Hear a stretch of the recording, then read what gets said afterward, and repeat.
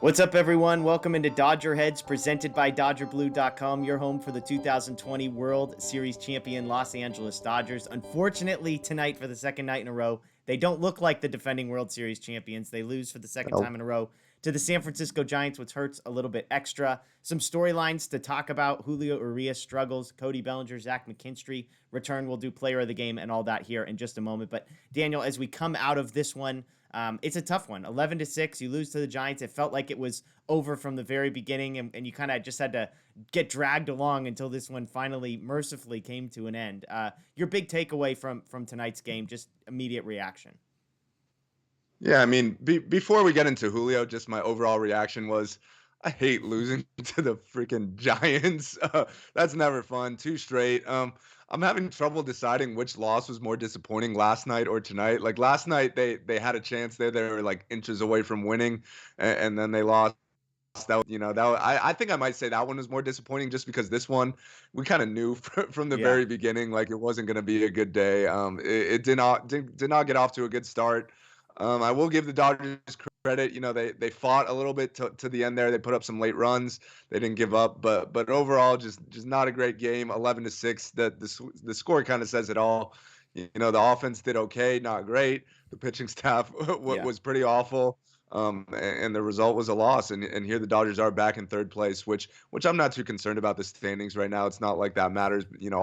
All the top three teams in the NL West are just a couple games apart. So that's not a huge concern, but just never fun losing to the Giants. Before we talk tonight, you bring up last night's game. I feel like the catch that was made to Rob Pujols of a home run isn't getting enough credit for how freaking amazing of a catch that was. I mean, Yeah. look, we're not here to praise the Giants, but to take away literally a game-winning walk-off home run and to do it in the Yeah. spot, I think Karros mentioned it. It was in a weird spot where the screen was actually like a few inches back, so he wasn't jumping against the flat surface. Perfectly timed. That would have clearly been a home run. So, anyways, we'll stop talking positive things about the Giants here. But I just feel like that catch was absolutely insane and maybe deserves to be getting some more credit than it was. So the storyline tonight, as we said, Julio Urias, he goes 5 innings, but the first 4 is when everything was doomed. His first 4 innings, 11 hits allowed. Just think about that. 11 hits allowed in 4 innings, Yeah. 2 walks, 7 runs, 6 of them earned, and only 3 strikeouts for Julio. And I joked with you, I don't know if he got lucky or unlucky to have walked away with that stat line. The first inning, he gives up a single, is able to pick the guy off right before giving up a double that surely would have scored the first run of the game. But he gets out of it with no earned runs despite 2 balls with exit velocity over 101 mile an hour. Second inning, 4 straight singles, plus he walks in a run to give up 3 runs. Again, 2 exit velocity balls over 100 miles an hour. Third inning, 2 more runs, 2 more hits over 100 miles an hour, exit velocity. The fourth, 2 more runs, one of which is earned. So kind of a rough one for Julio. It felt like from the beginning to me, not only was he not missing bats, but he didn't have command. Did you see anything tonight that concerned you, or was it just that, hey, sometimes you don't have your stuff? Yeah, I don't think there's any reason to overreact here. Like Julio's been great all year. I think this is like his second bad Yeah. start, the whole season. So he's been awesome. It was just the day that he didn't have it. Like you said, like he wasn't missing bats. Guys were hitting the ball Yeah. hard. His command wasn't there. He walked in a run, which is like something you never see him do. Yeah. His command is usually his biggest strength. But he just didn't have it today. I will give him a little credit. He got through 5, which was big, Yeah. to save the bullpen a little bit. The Dodgers, didn't use any of their high leverage guys today, so they were able to get by. That's, I guess, one positive to take away from tonight. But I mean, it just wasn't his day. I don't think there's any reason to overreact. It happens. It's the big leagues. You're gonna make 30 to 33 starts a year. You're not gonna be great in all of them. It sucks that it was the Giants, like I was saying Yeah. earlier. I don't think I could emphasize that enough, how much I hate the Giants. So that's the unfortunate part in all this. But outside of that, I think it's a bad start. You flush it away, you move on, and I'm sure he'll be better next And time I think out. I think I saw 6 earned runs was a career high for Julio, which I mean 6 earned runs is a lot, but you'd think for a guy who's been Yeah. in the league that long that he'd have a worse outing than that. One question I had, I mean, we watched the first inning. Like I said, you're like, phew, I can't believe we got out of that with no earned runs. You watch the second inning, 4 straight singles. He walks in a run. Now we're down 3-1. I think they cut it to 3-2. He's given up 4 hits over 100 miles an hour exit velocity. If not for the bullpen game 2 days ago, do you think Julio comes back for the third inning? I mean, they bring him back for the third. He gives up 2 more. They bring him back for the 4th. He gives up 2 more. They bring him back for the 5th. Because at that point, they're just trying to preserve the arm. But this felt like one of those times where the Dodgers have been fortunate because of how good their starters have been, that the bullpen game every 5th day hasn't killed them. Today felt like one of the first times where you're like, oh, yeah, this is why having a bullpen day every 5th day absolutely sucks. Yeah, yeah, absolutely. I mean, it's like, having to have a bullpen day every fifth day. It's like having a crutch. Like you said, the Dodgers' 4 starters have been great, which has allowed them to do Yep. it. Like they've all been, they're all pitching, 6 to 7 innings every start, which is great. But it's definitely like on a day like today where it was clear from the first inning on that Julio didn't have it. If your bullpen wasn't as taxed, if Trinan and Kenley hadn't both pitched each of the last 2 days, and Victor Gonzalez as well, I'm pretty sure if those things all hadn't taken place, then yeah, maybe you see that Julio doesn't have it and take him out after 3 innings and 3 runs or whatever, and you still have a ball game there. That's Yeah. that's definitely possible, but unfortunately, you can't do that because your bullpen's been so taxed.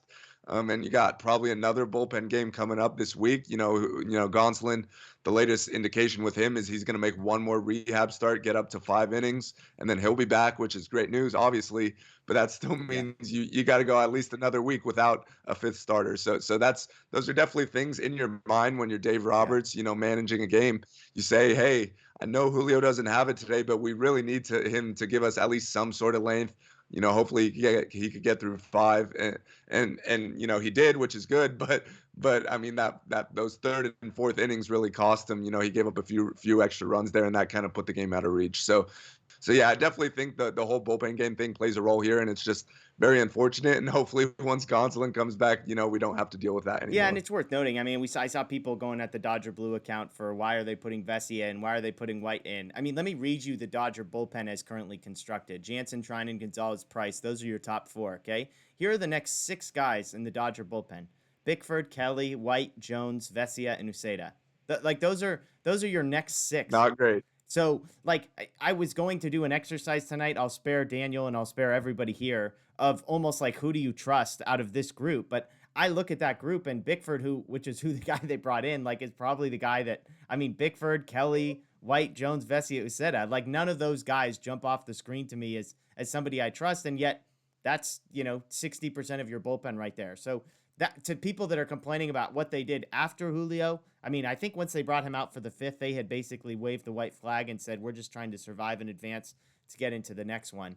But there's not a lot there. I mean, and we pointed out you got Nelson on the IL. You've got Gratterall on the IL. You've got, just Clevenger, even guys like Clevenger, who maybe nobody would be fired up to see in this game. Jimmy Nelson. Yeah.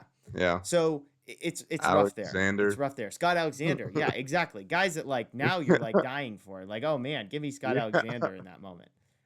Aside from Julio, I thought the one other big storyline, then we'll get to player of the game and we'll get out of here. We'll make it a short one. Apologies to everybody who tried to watch this live. We were having technical difficulties with the streaming service. I'm not sure what the issue was. But the other big storyline was Cody Bellinger returns, Zach McKinstry returns.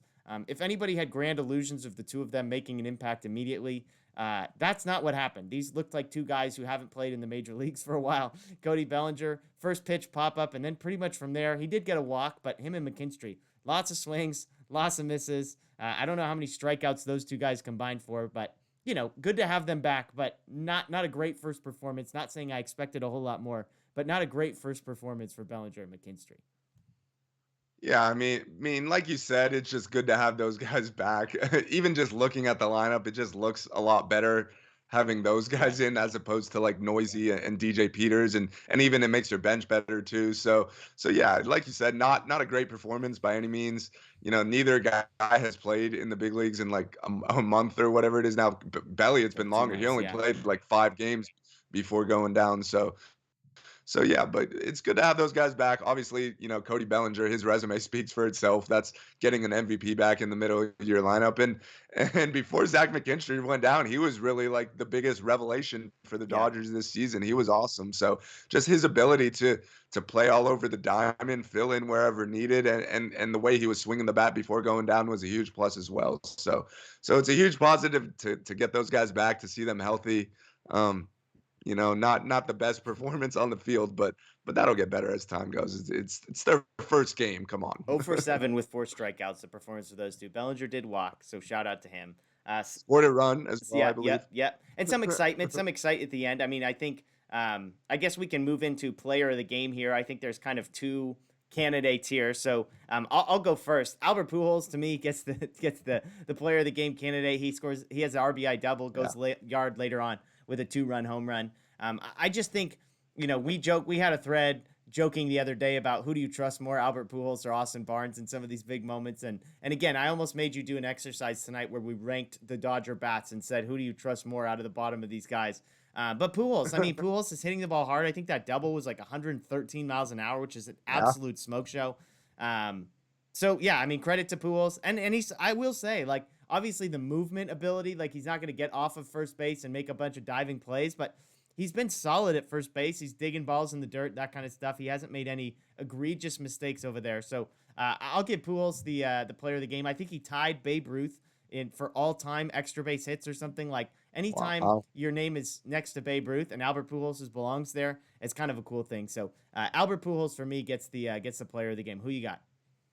Yeah, well, before I get to mine, let me just comment on Pujols real quick. That's now three balls in the last 2 games that he's smoked. I mean, we talked about the Talkman catch yesterday. Yeah. That was Pujols who hit that a couple inches more. That's a walk-off home run right there. So that's now a ball that he hit over the fence yesterday, a double over the left fielder's head today, and then a home run today. So he's swinging the bat pretty well now, which is great.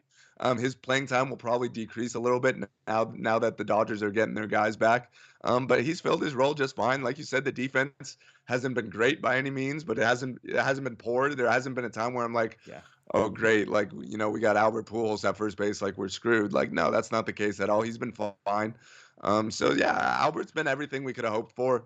And it honestly looks like he's swinging the bat, as well as he has all year over the last couple of days. So maybe that'll lead to a little hot streak, which would be kind of cool. But yeah, my player of the game, I'm gonna go with Max Muncy. That guy's just on fire. Obviously, his home run wasn't a huge game changer by any means today, but it feels like he's doing that almost every day now. And he's one of the hottest hitters on the planet. He's top 3 in the league in WAR, regardless of whatever your favorite, version of WAR is, Baseball Reference, Fangraphs, whatever. He's top 3 no matter what you check. So he's been the Dodgers' best player this year. He just keeps doing it. The guy's locked in, and it's been fun to watch. 2 for 4 for Muncy. I believe he had a double as well. Scored a run. Obviously, the RBI won the solo shot. Dodgers did have a decent offensive performance. 6 runs. Is nothing to sort of be disappointed in. Will Smith had 2 hits. Albert Pujols had 2 hits, in addition to Muncy's 2 hits as well. Lots of strikeouts, not a ton of walks. I believe they only had 2 walks on the night, which is very uncharacteristic, I would say, for the Dodgers. But yeah, Muncy, like you said, I love that Karros was joking about, like, I can't believe they brought Kazmir in, and the first guy he's got to face is Muncy. Muncy owns him, and then Muncy takes him deep. And it's like, all right, well, what are you going to do there? So, and that was the inning in the 6th. It was a really fascinating thing. Logan Webb was pulled out of the game because it was his first start back. He had only made like 63 pitches. I think he had 1 hit, no walks, 7 strikeouts. He had been fantastic. They pull him in the 6th, and the Dodgers start to chip away. I believe it was 7-2 at that point. Muncy hits a home run to go 7-3. They get out. Bellinger walks. Will Smith singles. That's when Pujols with the RBI double. So now you've got 7-4 with runners on second and third and 1 out. Fascinating decision there. Matt Beatty was due up, but with the lefty on the mound, this is Dave Roberts' specialty. He goes to Chris Taylor there, which I'm not going to complain about, honestly. Like, normal circumstances, Chris Taylor might be the second best hitter on the team right now. You're down 3 runs. You have runners at second and third with the lefty up. I get it. I don't necessarily love pinch hitting for Beatty. Like, maybe I pinch hit for McKinstry, the next batter, instead of Beatty there. Or I was also concerned about Albert Pujols trying to score from second on a single at any point in that inning. Fortunately or unfortunately, it never comes to matter. Taylor strikes out, McKinstry strikes out, and all for naught there. Mitch White and Alex Vesia come in and give those 2 runs right back. So all of a sudden, we're back to a sort of an overall disappointing performance. I will say some of the guys in the Dodger bullpen I thought pitched okay. Phil Bickford, 1 inning, 1 hit, 2 strikeouts. He looked pretty good tonight. Mitch White, Vesia, we've kind of seen that from them. They're sort of the typical what you'd expect, I guess.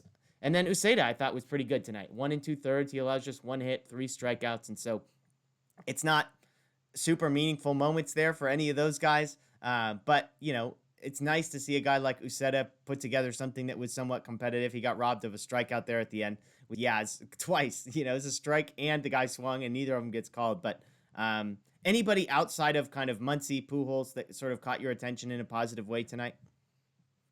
I mean, you mentioned Will Smith had a couple hits. He's been swinging the bat well for a while now.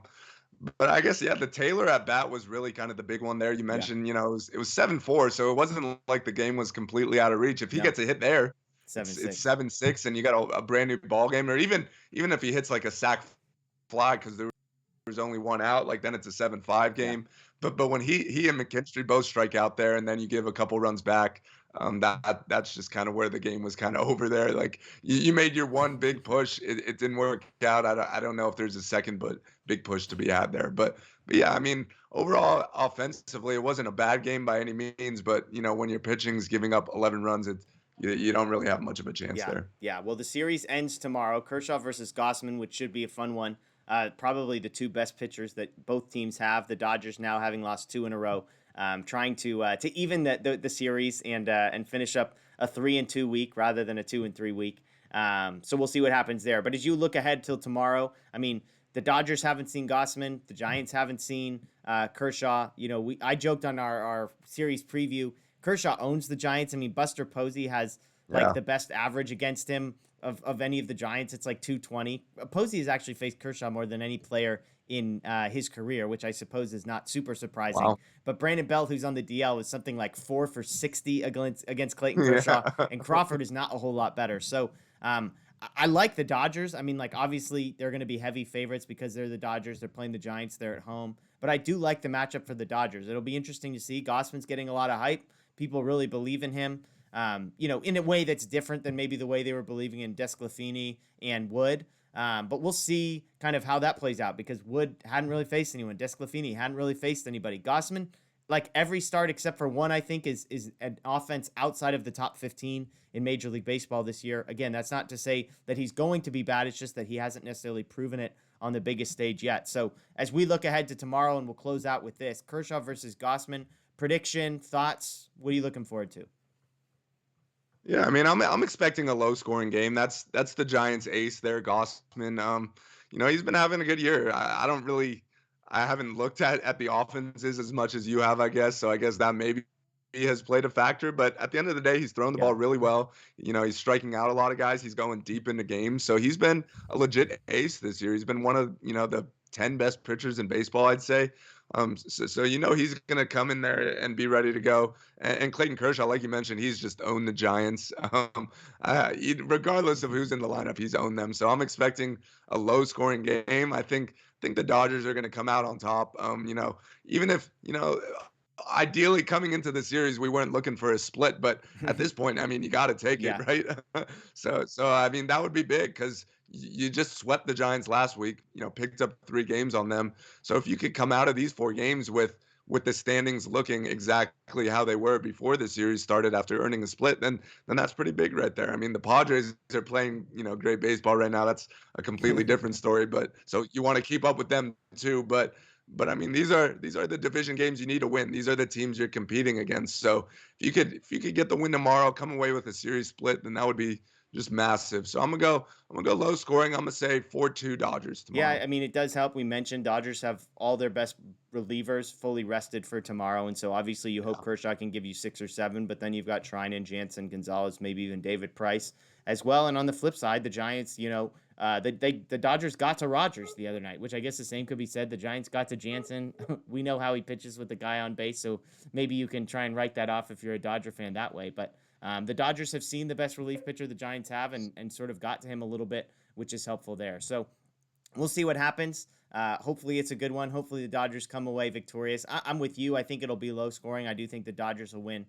So I'll go 3-1. I'll go even lower scoring than you. Maybe some late game heroics from, let's go Zach McKinstry. Zach McKinstry, big hit, pinch hit in the 8th inning. Okay. I'm going to make a ton of predictions. He's not starting. He comes in as a pinch hitter in the 8th inning and 2-run single to break a 1-1 tie. So pencil that in. McKinstry, 2-run single in the 8th. Jansen comes in, strikes out the side in the 9th. So we'll see what happens. Daniel and I. Hey, if that comes true, we're going to Vegas and we're betting some money there if it happens that way. There we go. Daniel and I will be back Monday morning with our preview of the week as well as kind of review.